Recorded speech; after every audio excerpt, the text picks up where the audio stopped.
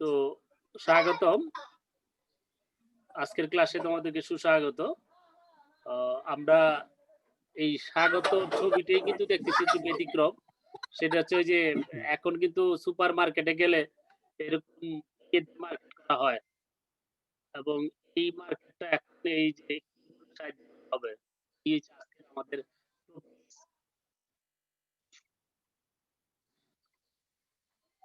আমরা কিছু ছবি দেখি।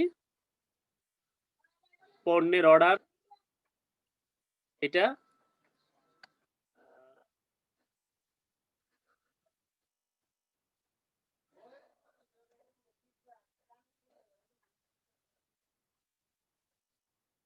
ই ক্যাশ পেমেন্টের মাধ্যমে পণ্য গ্রহণ, অর্থাৎ অনেক এই যে কার্ডের মাধ্যমে বিল পরিশোধ করার যে ই ক্যাশ পদ্ধতির এটার ছবি। আজকের বিষয়ে আমরা আলোচনা করব ই কমার্স ও বাংলাদেশ। অনলাইনে পণ্য অর্ডার, অনলাইনে পণ্য বিক্রয়ের ওয়েব পোর্টাল, বিক্রেতা ও ক্রেতার সঙ্গে সমন্বয় সাধন করে ওয়েব পোর্টাল, যেখানে পণ্যের বিবরণ, মূল্য ও যোগাযোগের ঠিকানা উল্লেখ থাকে। এই হচ্ছে আমাদের অনলাইন ই কমার্স। ক্রেতা বিক্রেতার একটা সমন্বয় করবে একটা ওয়েবসাইটে, এবং ওয়েবসাইটের ভিতরে পণ্যের বিভিন্ন বিবরণ দেওয়া থাকবে, মূল্য দেওয়া থাকবে, যোগাযোগের ঠিকানা দেওয়া থাকবে। এ হচ্ছে আমাদের অনলাইন ই কমার্সের মূল থিম। ই কমার্সের ধরে নিলাম এই যে ল্যাপটপটা সামনে বা কম্পিউটারে, এটা একটা শপ বা এটা দোকান, এই দোকান থেকে কেনাকাটা করতে। অনলাইনে ক্রয় বিক্রয় পদ্ধতি। এবার এই সংজ্ঞাটা আমরা একটু ভালো করে দেখব। ব্যবসা বাণিজ্য বা পণ্য ক্রয় বিক্রয়ের চিন্তা ভাবনা এসেছে যুগান্তকারী পরিবর্তন, আর মানুষের ঘরে ঘরে বসেই ইন্টারনেটে গিয়ে প্রয়োজনীয় পণ্য হাতে পেতে পছন্দ করে।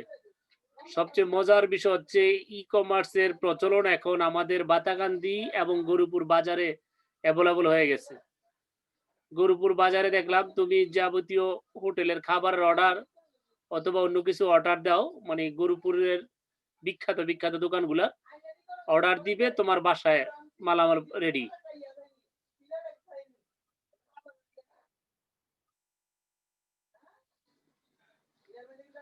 ই কমার্স কিভাবে হয়, মানে এটা হচ্ছে টোটালি একটা চিত্র, তোমরা দেখো।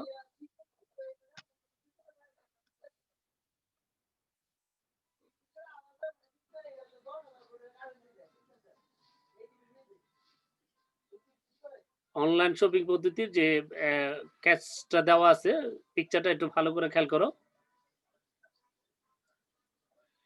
ই কমার্স ওয়েবসাইট, এটা থেকে এই যে কাস্টমার এটাতে ওয়েবসাইটে ঢুকবে, ঢুকে বিভিন্ন অর্ডার করবে, অর্ডার করলে এই এভাবে আসবে, যেমন মাধ্যমে গাড়ি দিয়ে ডেলিভারি দিয়ে দেবো তোমার বাসায় এইভাবে। অথবা যদি খুব দেওয়ার ডেলিভারির এই যে কার্ড।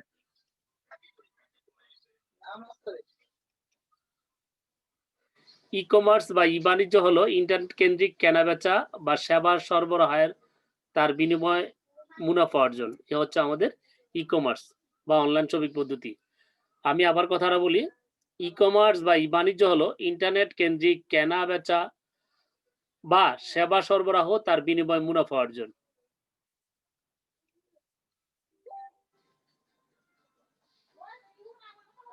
স্বল্প মূল্যে ওয়েবসাইট তৈরি করুন এবং বিশ্বজুড়ে ব্যবসাকে সম্প্রসারণ করুন।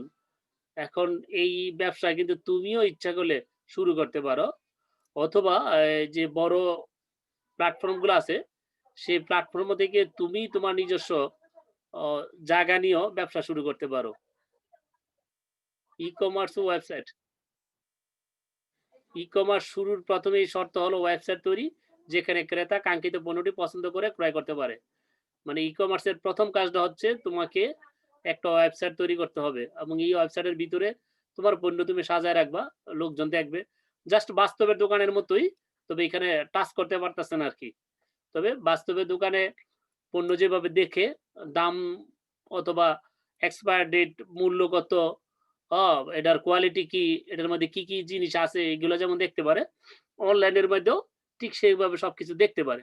শুধুমাত্র হাতে টাচ করতে পারে না। তবে কোয়ালিটির সম্পর্ক এখানে বিস্তারিত দেওয়া থাকে।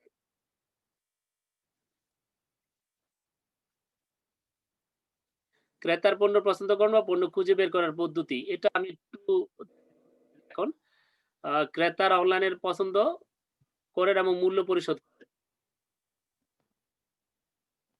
আচ্ছা আমরা এই এটার মধ্যে একটু ব্যাকআপে চলে যাই। ওদেরকে আমি দেখাই। আ যেমন এইখানে এই রকমারি.com এর মধ্যে বই আছে। বই তোমার দরকার তুমি ক্রয় করতে পারো। যেমন রকমারি.com এ আমারও একটা বই আছে।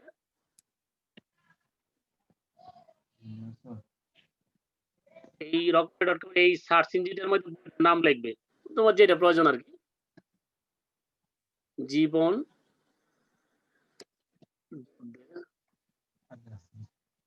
এই যে পুলিশে ভ্রমণ মোহাম্মদ শাহজাহান সুবহ এটা টিপ দিয়া চলে আসলো এখানে। নিচে বই, বইয়ের লেখক, খাবারের অবস্থা, বইয়ের মূল্য, এটা ডিসকাউন্ট এটা, এটা যদি অর্ডার দেওয়ার দরকার লাগে তো এখানে সাইন আপ করতে হবে আগে। সাইন আপ করে এই তোমার পড়ার প্রয়োজন মনে করো বইটা, তো এইটা টিপ দিয়ে একটু পড়তেও পারবা। তোমার যদি পছন্দ হয় তাহলে এই জায়গার মধ্যে অর্ডার দিবা। এটা অবশ্য ব্যাক অর্ডার লেখা আছে। তোমরা এখানে ব্যাক অর্ডারটার মধ্যে টিপ দিয়ে দেখবা কিছুদিন পরে ব্যাক অর্ডারটা অর্ডার হয়ে যাবে। তখন এখানে অর্ডার দিয়ে আ অনলাইনের ফি জমা দিতে হবে। হচ্ছে ৭৬ এবং এই ৳৫০ বেশি দিতে হবে ডেলিভারি খরচ এবং ৭ দিনের মধ্যে তোমাকে ডেলিভারি দিতে হবে। ডেলিভারি সিস্টেম হচ্ছে ক্যাশ অন ডেলিভারি। দেওয়া আছে। এই বইয়ের বিস্তারিত তথ্য এখানে দেওয়া আছে। এবং এই বই সম্বন্ধে আরো কিছু মন্তব্য আছে এখানে। কারো যদি প্রয়োজন হয় যে বইটা আমি পড়বো, বইটা ভালো কিনা এই রিভিউ দেখে পছন্দ করতে পারেন। অনলাইনে কেনাকাটার মাত্র দেখাইলাম। বাংলাদেশে আরো অনেক ধরনের পদ্ধতি কিন্তু এখন আছে। আমরা চলে যাই আমাদের স্লাইডে।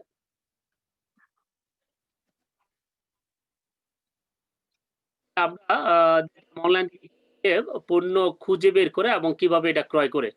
এতটুকু আমরা নিশ্চিত হয়েছি তো ইনশাআল্লাহ? যে অনলাইন থেকে পণ্য ক্রয় করব এবং সেটা খুঁজে বের ক্রেতা অনলাইনে তার পছন্দের পণ্যটি পছন্দ করেন এবং মূল্য পরিশোধ করেন। এটা হচ্ছে অনেক সময় ক্রেতার মূল্য পরিশোধ করা মানে আ পরিশোধ করতে হবে অনলাইনের মাধ্যমে। আবার অনেক সময় তোমার বাসায় এসে পৌঁছাবে, তুমি হাতে পাবে তারপর টাকা জমা দিবে। এটাকে বলা হয় সিওডি অর্থাৎ ক্যাশ অন ডেলিভারি। এই ক্যাশ অন ডেলিভারি সিস্টেমও আছে, আবার পেমেন্ট সিস্টেমও আছে। মানে আগে পেমেন্ট করতে হবে তারপর পণ্যটা তোমার বাসায় আসবে। এই একটা পদ্ধতি, আরেকটা পদ্ধতি হচ্ছে যে তোমার বাসায় এসে তারপর তুমি পরিশোধ করবে। এই হচ্ছে আরেকটা পদ্ধতি। ২ টা পদ্ধতি আছে। তবে যেটা বাসায় এসে যে টাকাটা পরিশোধ করবে এই পদ্ধতির নাম হচ্ছে সিওডি। ভাষাটা মনে রাখবে। প্রায় সময় অবজেক্টিভ পরীক্ষায় আসে এটা। Cash on delivery. মোবাইল বা কার্ড ছাড়াও ই-কমার্স এর আরো একটি বিল পরিশোধ করার পদ্ধতি আছে। এটিকে বলা হয় প্রাপ্তির পর পরিশোধ বা ক্যাশ অন ডেলিভারি। যেমন আমরা কিভাবে টাকা পরিশোধ করি আ ডেবিট বা ক্রেডিট কার্ডের সাহায্যে, মোবাইল ব্যাংকিং এর মাধ্যমে বা পেমেন্ট করে বিল দিতে পারি। সুমন সরকার মাইক মিউট কর। যেটা বলছিলাম ক্যাশ অন ডেলিভারি এই যে দেখছো, এই মালামালটা পাইছে এটা রিসিভ করছে টাকা নগদ দিয়ে দিবে। এই যেমন এই মালামাল আসছে, সে রিসিভ করার পরে এই যে রিসিপ্টটা প্রাপ্তির পর দিয়ে কিন্তু এটাকে বলা হয় ক্যাশ অন ডেলিভারি। আরো একটি বিল পরিশোধের পদ্ধতি রয়েছে। এটাকে বলা হয় প্রাপ্তির পর পরিশোধ বা ক্যাশ অন ডেলিভারি। বাতাকান্দি উচ্চ বিদ্যালয়ে কয়েকটা বিজ্ঞান বক্স কিনেছিলাম। ওই যে প্রজেক্টের জন্য এই বক্সগুলা কিনছিলাম এই ক্যাশ অন ডেলিভারির পদ্ধতিতে। বাংলাদেশে কয়েকটি বিখ্যাত সাইট আছে যেগুলোর মধ্যে অনলাইনে কেনাবেচা হয়। এর মধ্যে আছে আজকের ডিল, দারাজ, ফুডপান্ডা, বিক্রয়.com অথবা খাস ফুড, রকমারি.com, চাল-ডাল। এই সাইটগুলোর ভিতরে হয় এবং এই সাইটগুলোর মধ্যে এইখান থেকে অংশগ্রহণ করতে পারো বা নিজেই আ বেচা-কেনা করতে পারবে। সাইট দখল করে নিতে হবে বা তোমাকে নিজস্ব পণ্যের আ অর্থাৎ এখান থেকেও তোমার জানতে হবে যে কিভাবে এখানে কেনাবেচা হয় এবং তোমার কি দায়িত্ব কর্তব্য, এটা থেকে কিভাবে ইনকাম করা যায়। এই ব্যাপারে আমরা আরো বিস্তারিত জানবো যে ওয়েবসাইটে থেকে তুমি নিজেই কেচা-বেনা করে তোমার নিজের কোনো কিছু থাকবে না পণ্য, কিন্তু তুমি নিজে আবার দোকান সাজায় বসতে পারবে। এটার একটা পদ্ধতি আছে আউটসোর্সিং এর, সেটা আমরা পরবর্তী ক্লাসে অবশ্যই বিস্তারিত জানাবো এবং সেখানে বিভিন্ন অফার দেওয়া থাকে। এই যে অফার বা আ ইয়াগুলার মানে এই সাইট গুলার বিস্তারিত কিছু অংশ এখানে তুলে ধরা হইলো। বাংলাদেশে গুরুত্বপূর্ণ কয়েকটি ই-কমার্সের ওয়েব পোর্টাল বা ওয়েবসাইট যেখানে ক্রেতা বা বিক্রেতা পণ্য ক্রয় বিক্রয়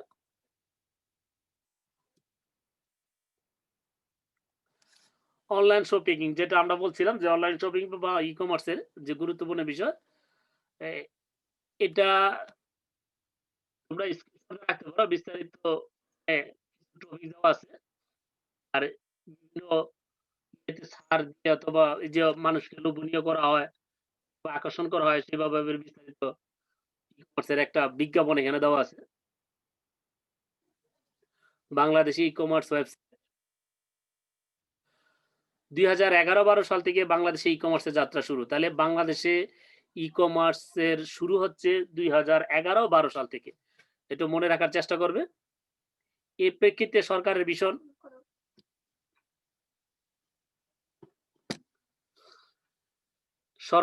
২০২১ ডিজিটাল বাংলাদেশ বাস্তবায়নের প্রক্রিয়ার অধিকতর বেগবান হবে এবং সারা দেশে রপ্তানিযোগ্য বহুমুখী শিল্প প্রতিষ্ঠান, পণ্য বহুমুখীকরণ, বাজার সম্প্রসারণকরণ, পণ্যের প্রাধিকার নির্ধারিত বিভিন্ন কর্মকাণ্ড গতিশীল হবে। বিশেষ করে এই মুহূর্তে বাজারে যাইয়া যে ভিড় জমানো বা লোকালয়ে যাওয়ানো, তার চেয়ে অনেক সুবিধাজনক হচ্ছে আমাদের ই-কমার্সে কেনাবেচা করা বা জিনিসপত্র ক্রয় করা। এখন এই প্যান্ডেমিক সিচুয়েশন এ করোনার এই প্যান্ডেমিক সিচুয়েশন এ কিন্তু আমরা ইচ্ছা করলে অনলাইনে অনেক কিছু কিনতে পারি। যেখানে আমার রোগেরও ঝুঁকি কম থাকে বা ঝুঁকি থাকে না বলা যায়। কারণ আমি যাব না মার্কেটে। মার্কেটের জিনিস আমি অনলাইনে অর্ডার দিয়ে নিয়ে আসবো। আ এটা হচ্ছে আমাদের একটু ভিন্ন সাইডে চলে গেলাম আমরা।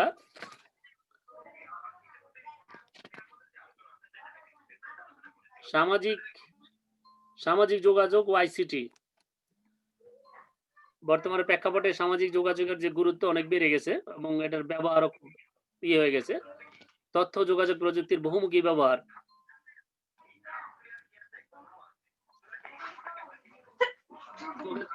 আইসিটির প্রভাব আমরা ১০ নম্বর পৃষ্ঠায় যদি একটু খুলি দেখতে হবে বাংলাদেশের কর্মক্ষেত্রে আইসিটি এটার গুরুত্বপূর্ণ ২ টা টপিকস হচ্ছে কর্মক্ষেত্রে কর্মদক্ষতা ও বাজার সম্প্রসারণ এবং আইসিটিতে নতুন কর্মক্ষেত্র তৈরি। তথ্য যোগাযোগ প্রযুক্তির ব্যবহারের ফলে এই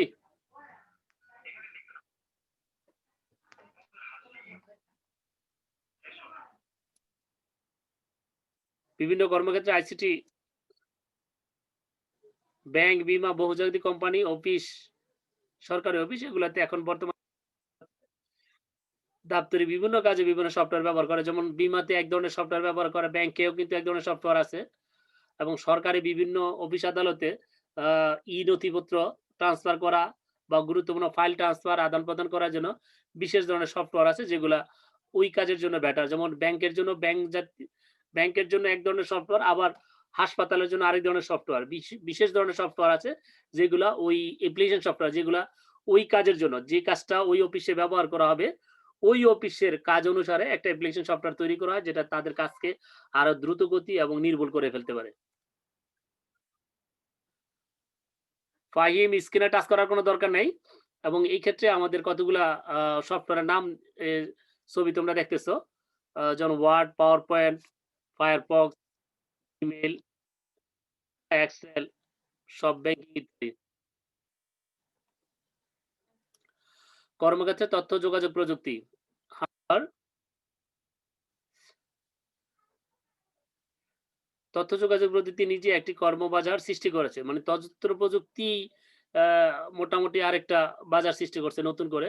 যেমন ওয়েবসাইট তৈরি করতে টাকা-পয়সা লাগে, লোকবল লাগে, বিভিন্ন টেকনিক্যাল কাজ জানতে হয় এবং এই তথ্যগুলা মানে এই জিনিসগুলো আবার নষ্ট হয়ে গেলে বা রিপেয়ার করার জন্য আমাদের সার্ভিসিং দরকার লাগে এবং সবচেয়ে মজার যে মার্কেটটা যেটা এখন পৃথিবীর মধ্যে বাংলাদেশ বা থার্ড ওয়ার্ল্ড গুলা সবচেয়ে বেশি ভালো করতেছে সেটা হচ্ছে আউটসোর্সিং। আউটসোর্সিং এর মাধ্যমে অনেক প্রচুর বৈদেশিক মুদ্রা অর্জন করা সম্ভব। এটাও একটা পদ্ধতি এবং এটা এটার জন্য এত অতি মানে উচ্চ শিক্ষিত হওয়ার দরকার নেই, আবার কম শিক্ষিতরা মানে মিডিয়াম শিক্ষিত লোকেরাই কিন্তু এই আউটসোর্সিং এর কাজগুলা করতে পারে এবং এটার জন্য অত্যাধিক দক্ষতারও দরকার নেই। তবে কিছু কাজ জানা দরকার গুরুত্বপূর্ণ। সেই গুরুত্বপূর্ণ কাজগুলা জানলে তুমি ইচ্ছা করলে আউটসোর্সিং কাজ করতে পারবা। আউটসোর্সিং হচ্ছে এমন একটা পেশা যেটা হচ্ছে তুমি এক জায়গা থেকে আরেক জায়গায় বসে কাজ করতে পারো। অর্থাৎ একটা ইংল্যান্ডের কোম্পানিতে বসে তুমি বাংলাদেশে বসে কাজ করতে পারবে। এবং সেটার জন্য তোমার শ্রমের যে প্রাপ্তি সেটা তোমাকে যথাসময়ে দেওয়া হবে। কোনো অর্ডার দেওয়া থাকে সেই অর্ডারটা তুমি অর্ডার মতো যে কাজ করে দিলে, কাজ করে দেওয়ার পর তোমাকে টাকা দিয়ে দিবে। আমরা সামাজিক যোগাযোগ বা আমাদের ১০ নম্বর পৃষ্ঠার নিচের প্যারাটা হচ্ছে সামাজিক যোগাযোগ ও আইসিটির ব্যবহার। আমরা সামাজিক যোগাযোগের বর্তমানে বাংলাদেশের প্রেক্ষাপটে দেখি। আ এটা হচ্ছে ব্লগের সামাজিক যোগাযোগের একটা ছোট্ট অংশ এখানে তুলে ধরা হলো। আমরা যদি আরেকটু বিস্তারিত যাই, মোবাইল ফোনে মেসেজিং করতে পারি এবং ব্লগিং করতে পারি। আইসিটিতে কি করতে সামাজিক পারো? যোগাযোগ এই টপিকসটা আমাদের নাহিদ হাসান পড়ো তো। নিচের লেখাটা সামাজিক যোগাযোগ বলতে নেটওয়ার্কের মাধ্যমে। পড়ো। নাহিদ তুমি কি আমার কথা শুনতে পাচ্ছ? জি স্যার। হ্যাঁ, পড়ো। সামাজিক যোগাযোগ বলতে নেটওয়ার্কের মাধ্যমে মানুষের মিথস্ক্রিয়াকে মিথস্ক্রিয়া মিথস্ক্রিয়াকে বুঝায়। এ যোগাযোগ বা প্রকাশ এবং তথ্য আদান-প্রদান সামাজিক যোগাযোগ। গুড। অর্থাৎ আমরা একজন মানুষের সাথে আরেকজন মানুষের খুব দ্রুত যোগাযোগ করতে পারি এখন কিন্তু সোশ্যাল মিডিয়াতে। এবং করতে এই চাই। সোশ্যাল মিডিয়াতে ভাব আদান-প্রদানটাই হচ্ছে আমাদের সামাজিক টেনে পড়ে যাবো না। যোগাযোগ। টেনে পড়ে চান না মিথস্ক্রিয়া। আইসিটিতে সামাজিক যোগাযোগের সুবিধাও আছে আবার অনেক অসুবিধাও আছে। অসুবিধা ঠিক বলতে আছে। আমরা আমাদের ৮ম শ্রেণীর বইয়ের মধ্যে দেখেছি কয়েকটা উদাহরণ। আমাদের চট্টগ্রামে তো কক্সবাজারে কিন্তু রামু বৌদ্ধ মন্দির ধ্বংস করে ফেলছে এই সামাজিক যোগাযোগের প্রয়োগের ফলে। এটা আবার থেকে যেন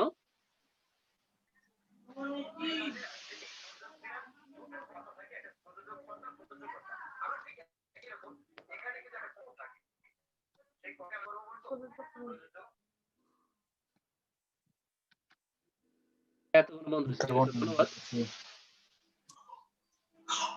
আবার শুরু করতে। বন্ধ করো। সামাজিক যোগাযোগ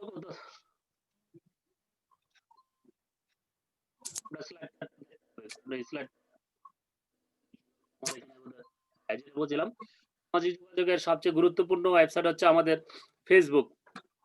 www.facebook.com এটি সামাজিক যোগাযোগের ওয়েবসাইট। এটি ২০০৪ সালের ৪ ফেব্রুয়ারি মার্ক জুকারবার্গ ও তার বন্ধুরা মিলে এটি চালু করেন। www.statistica.com পোর্ট অনুযায়ী ফেসবুকের ব্যবহারকারীর সংখ্যা ১৪১৫ মিলিয়ন। আমাদের পাঠ্যপুস্তকে আরো বেশি দেওয়া আছে। সেটা হচ্ছে আমাদের পাঠ্যপুস্তকে ২০০৮ সালের ২০১৮ সালের রিপোর্ট অনুসারে ব্যবহারকারী ফেসবুকের সংখ্যা ২.৭০ বিলিয়ন। অর্থাৎ অনেক, জনসংখ্যাটা অনেক। ফেসবুক বেশি লোক এখন ব্যবহার করে। বিশেষ করে আমাদের এলাকার লোকেরা Facebook টা বেশি ব্যবহার করে। তবে ইউরোপ কান্ট্রির অনেক লোকেরা Twitter টা বেশি ব্যবহার করে। যেটা কি সরাইতেছে বুঝবো কিন্তু বেশি ব্যবহার করে। Twitter হচ্ছে Twitter ও একটি সামাজিক যোগাযোগ ব্যবস্থা। তবে Facebook এর সঙ্গে এর একটি মৌলিক পার্থক্য রয়েছে। এটিকে সাউন্ড করার দরকার নাই। এটি ব্যবহারকারী সর্বোচ্চ 140 ক্যারেক্টারের মধ্যে তার মনের ভাব প্রকাশ আদান-প্রদান করতে হয়। এজন্য এটিকে মাইক্রো ব্লগিং এর একটি ওয়েবসাইটও বলা হয়। 140 অক্ষরের এই বার্তাকে বলা হয় টুইট। টুইটারের সদস্য টুইট বার্তাগুলো তাদের প্রোফাইলের পাতায় দেখায়। টুইটারের সদস্য বা অন্য সদস্যের টুইট পড়ার জন্য সেই সদস্যকে অনুসরণ বা ফলো করতে পারেন। কোন সদস্য যারা অনুসরণ করে তাদেরকে বলা হয় ফলোয়ার বা অনুসারী। এই হচ্ছে টুইটারের আমাদের পাঠ্যপুস্তকের অনুসারে বিস্তারিত ব্যাখ্যা।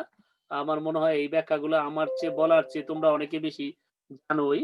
কারণ তোমরা এই ব্যাপারে খুবই পারদর্শী। বিশেষ করে Facebook তো আমাদের অনেক ছাত্রই ব্যবহার করে। তার বাস্তব আরেকটা উদাহরণ আমরা এখানে দেখাই।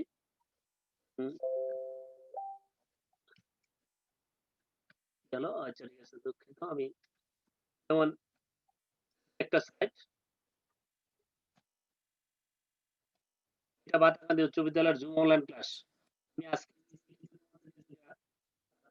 সেটা হচ্ছে বাংলাদেশের কর্মক্ষেত্রে আইসিটি ব্যবহার সামাজিক যোগাযোগের মাধ্যমে আইসিটি ব্যবহারের ভূমিকা ওকে আজকের টপিকস অনুসারে তোমাদেরকে দিয়েছি বাতাকান্দি স্কুলের নাই 43 জন ছাত্র জড়িত আছে এবং এটা একটা প্রাইভেট গ্রুপ এখানে অন্য কেউ এই 46 জন সদস্যই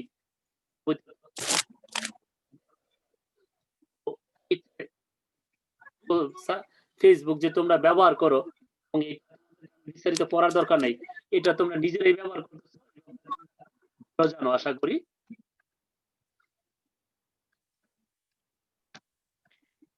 স্যার তাদের মাইকগুলো মিউট করতে বলেন না। তোমাদের একই কথা বলতে ভালো লাগে না আমি মিউট দিলেও আবার আনমিউট হয়ে যায় কি অদ্ভুত কাহিনী ভালো হবে তোমাদের ক্লাসে বার্তা দিব আপনি ওখান থেকে করে দেন হ্যাঁ আমি ক্লাসে বার্তা দিব বাস ওয়েল ডান এইটাই তোমাদের জন্য বেটার হবে বিনোদন ও আইসিটি আমরা এই আইসিটি কে বিনোদনের মাধ্যম একটা উত্তম মাধ্যম এখন বিশেষ করে জি স্যার ফান ভিডিওগুলা এখনকার বয়সের ছেলেমেয়েদেরকে খুব ভালো একটা টিপ করেছে এবং বিনোদনের অনেক কিছু এখানে আছে এই ব্যাপারে বিস্তারিত ব্যাখ্যা আমার দেওয়ার প্রয়োজন মনে করি না আমার মনে হয় তোমরা অনেক ভালো পারো যেমন এই সময় বিনোদনের যে গান বাজনা খেলাধুলা সিনেমা এখন তো হলে যায় কেউ সিনেমা দেখে না অনলাইনে সিনেমা দেখে গানের জলসা খেলার মাঠ সবকিছুই কিন্তু আমাদের এখন অনলাইনে সম্প্রচার করা হয় এবং সময় বিনোদন ছিল এরকম এগুলা রেডিও টেলিভিশনও তাও ছিল সাদা কালো আর কম্পিউটারের অবস্থা দেখো কিরকম ছিল তার পরিবর্তে এখন তোমরা কিরকম ব্যবহার করো নিজেরই বুঝো নিজের গুলা ইতিহাস গুলা তোমাদের বাস্তব বড় বড় কোম্পানিগুলো কম্পিউটারের মালিক এই যেমন এইখানে মাইক্রোসফট কোম্পানির অফিসের ইয়াটা দেওয়া আছে যখন কম্পিউটার আবিষ্কার হয় তখন এটা শুধুমাত্র গণনা করা হয়তো কম্পিউটারের অর্থ গণনা করার যন্ত্র এখন অনেক লোক কম্পিউটার ব্যবহার করে এবং বিনোদনের বিভিন্ন ধরনের সুবিধা পাচ্ছে যেমন গান ছবি বিখ্যাত ছবি খেলা সব এখন বিনোদনের একটা অন্যতম মাধ্যম হয়ে গেছে আমাদের এখন অনলাইন এবং এই সিডিতে এবং পেন ড্রাইভে আমরা এখন এই গান চলচ্চিত্র বা আলোকচিত্র এগুলো কিন্তু এক জায়গা থেকে আরেক জায়গায় ট্রান্সফার করতে পারি এবং হস্তান্তর করতে পারি কম্পিউটারের গেম বা বিনোদন এখন জনপ্রিয় হয়ে উঠছে বিশেষ করে অ্যানিমেশন ছোট বাচ্চাদের লেখাপড়ার জন্য অ্যানিমেশন ভিডিও বা শিক্ষার অন্যতম মাধ্যম উপকরণ হয়ে দাঁড়াইছে এখন প্রাইমারি ক্লাসগুলো কিন্তু এখন অ্যানিমেশনের দ্বারা এবং ছোট ছোট কার্টুন যেমন মিনা কার্টুন খুব জনপ্রিয় এখন বাংলাদেশে এই প্রশ্ন উত্তরটা এবং সেটা আমাকে এখন প্রশ্ন করবে এবং এই আমি অনুরোধ করব আমাদের নাহিদ পড়ছে এখন নাহিদ না আরেকজনে পড়ো প্রশ্নগুলো পড়তে বলছি। হ্যাঁ সিফাত বলো।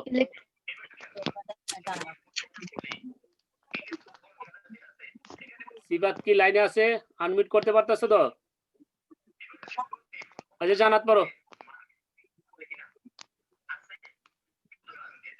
ইলেকট্রনিক মাধ্যমে বাণিজ্য করার পদ্ধতিকে কি বলে? গুড। সিওডি পদ্ধতি কি? কি পদ্ধতিতে ই-কমার্সে বিল পরিশোধ করা যায়? ই-কমার্সের কত ধরনের প্রতিষ্ঠান আছে? কত সাল থেকে বাংলাদেশ ই-কমার্স প্রসার হচ্ছে? কোথায় ই-কমার্স অধিদপ্তর জনপ্রিয়তা লাভ করেছে? গুড। নিজের প্রশ্ন যে নিচের গুলো আছে নিজের গুলো পড়ো।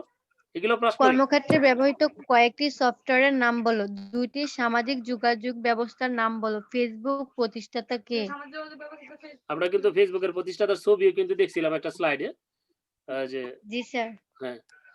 তা এখন বলো এই যে আমরা 9টা প্রশ্ন এখানে আছে 9টা প্রশ্ন পারবো কিনা? জি স্যার। হ্যাঁ অন্যরা বলো ছেলেরা এই 9টা প্রশ্ন উত্তর জি পারবো? স্যার। পারবো ইনশাআল্লাহ? জি স্যার। জি স্যার তোমাদের ইনশাআল্লাহ। কিন্তু অবজেক্টিভ জি স্যার, প্রশ্ন পারবো আসবে, ইনশাআল্লাহ। বিশেষ করে অবজেক্টিভ প্রশ্ন এইটাই। এখানে যে প্রশ্নগুলো দেওয়া আছে ঠিক এই ধরনের প্রশ্নই, নিচে হয়তো 4টা টপিকস থাকবে, একটা কারেক্ট থাকবে, ওই কারেক্টটা আনসার দিবে। এই তো মনে করো ক্যাশ অন ডেলিভারি স্যার। পদ্ধতির যে ব্যাপারটা, এটার হয়তো এব্রিভিয়েশন আছে ক্যাপিটাল অর্ডার ডাইরেক্ট, এরকম কথা হলো একটা, ক্যাশ অন ডেলিভারি হলো একটা। তো আমরা যেটা কারেক্ট সেটা উত্তর দেব। ফেসবুকের প্রতিষ্ঠাতা হয়তো জুগারবার্গের নাম লেখা থাকবে, আর কয়েকটা এই কোয়ালিটির নাম দেওয়া থাকবে যাতে তোমাদের মনের মধ্যে একটু ধাঁধা লাগে জায়গা, সেই জন্য যেটা কারেক্ট মানে ফেসবুকের প্রতিষ্ঠাতা যেটা সেটা দিবা। আবার আরেকটা প্রশ্ন হতে পারে ফেসবুক প্রতিষ্ঠা হয় কত তারিখে, সেটা হচ্ছে 2004 সালের 4ই ফেব্রুয়ারি, এই ধরনের উঠতে পারে। এবং টুইট কি, এখানে আরো কয়েকটা প্রশ্ন আছে, টুইট কি, তারপরে ফলোয়ার কি, মাইক্রো ব্লগিং কি, এটা একটা প্রশ্ন হতে পারে। আবার টুইট কি, এটা প্রশ্নটা টুইট কয় ওয়ার্ডে একটা টুইট হয়, সর্বোচ্চ কত ওয়ার্ডে, সর্বোচ্চ কত ওয়ার্ডে টুইট হয়, গল্প বলো তো সর্বোচ্চ কত ওয়ার্ডে টুইট হয়? 140 ওয়ার্ডে, 140 ক্যারেক্টারে। আমরা আরেকটা জিনিস চলে যাই, আমাদের যেতে হবে, আমরা যে তো এই আমি একটা টুইট করছি, আজকে কিছুক্ষণ আগে আমি একটু বড় কিন্তু 140 অনেক বেশি। ফেসবুকে অনেক সাপোর্ট দিচ্ছে, কিন্তু টুইটারে যেমন এই টুইটার সাইট হচ্ছে এরকম একটা ছবি থাকবে, টুইটারে মাত্র 140 ক্যারেক্টার থাকতে হবে, তোমাকে মেসেজ শেষ করতে হবে। এই মেসেজটাকে বলা হয় টুইট, আর ফেসবুকে এটাকে বলা হয় স্ট্যাটাস। ফেসবুকে কি বলে? ফেসবুকে কি বলে টুইটকে?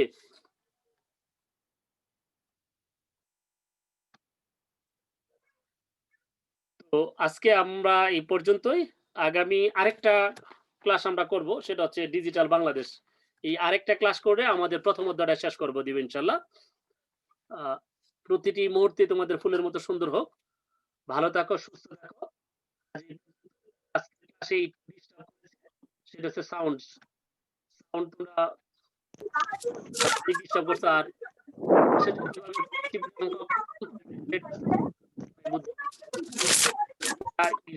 তোমাদেরকে বেতন এবং বিভিন্ন ইয়ার কিন্তু মেসেজ দিব আমাদের, কালকের মেসেজটা সবারে পৌঁছে দেবে ইনশাআল্লাহ। তো ধন্যবাদ সবাই, ভালো থাকো, সুস্থ থাকো। আজ এই পর্যন্ত। কাল ক্লাস হবে আমাদের, বলে দিই ক্লাসটা হচ্ছে ডিজিটাল বাংলাদেশ, তথ্য প্রযুক্তির 12 পৃষ্ঠার নিচের প্যারা থেকে শুরু। ভালো আছো? আমি তো মনে করছি তুমি সময় আচ্ছা, তো ঠিক মতন ভালো লেখাপড়া চালায় যাও। ধন্যবাদ, আল্লাহ হাফেজ। জি স্যার।